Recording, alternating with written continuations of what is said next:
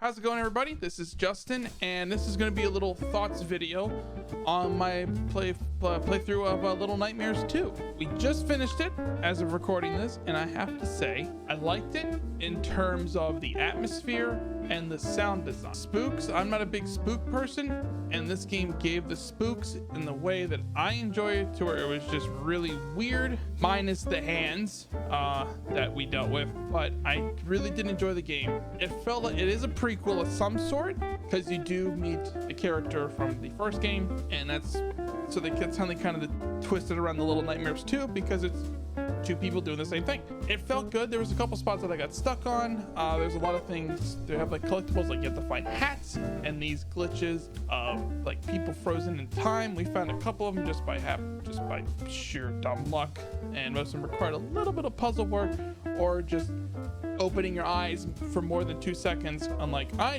do, which is I just get straightforward into it. In terms of the game itself, controls are the same. A little bit new mechanics here where you have to turn on lights and jump around a little bit, but I'm not going to go through all that because this is a game I think should be enjoyed yourself in your spare time. How do I like this more or less than Little Nightmares 1?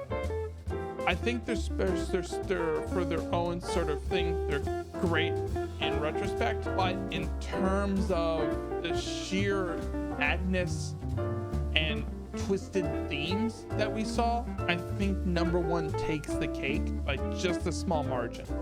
It's been a very long time since I played it, obviously, but I still remember some scenes that were just incredibly disturbing, and also realizing how the main character is just completely insane. This one, you're more of a laid back and you're very defensive, and some of the monsters are very creepy in this, but they're both good in their own regard.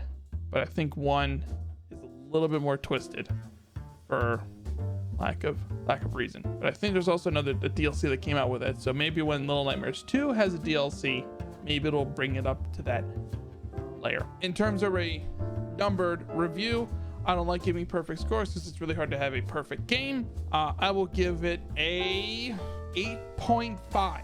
Let's just go with that. Mainly because it didn't meet up to the original Little Nightmares. There you go. But that is all I have time.